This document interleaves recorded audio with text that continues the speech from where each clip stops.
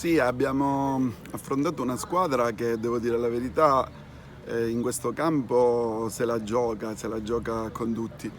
Però i ragazzi hanno risposto bene, abbiamo costruito azioni manovrate, partendo dal basso, un bel gioco, con pochi tocchi, verticalizzazioni immediate.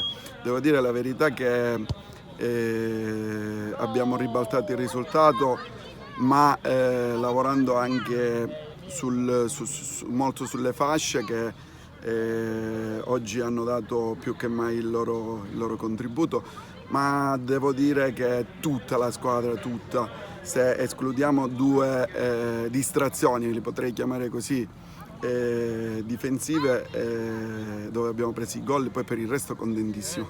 Beh, diciamo che alle volte il mister deve essere anche fortunato, no? A volte fa le scelte e azzecca, a volte non azzecca. Oggi la scelta di farlo partire dalla panchina super carico ha premiato lui, ha premiato la squadra.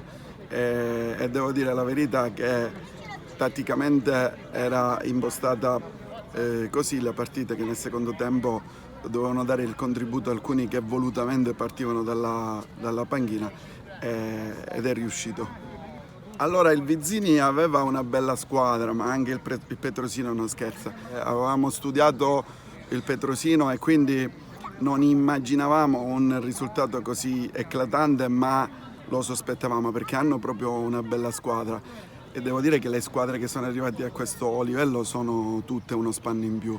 Oggi si è visto per esempio il Melas che giocava la palla, è stato un piacere oggi giocare, anche il campo lo permetteva perché hanno una struttura direi spettacolare. Quindi tutte le squadre ce la dobbiamo giocare e sudare fino alla fine con tutti.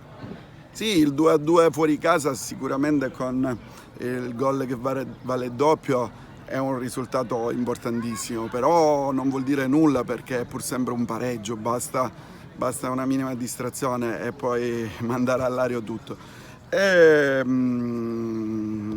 volevamo sinceramente giocarla bene. È andata così.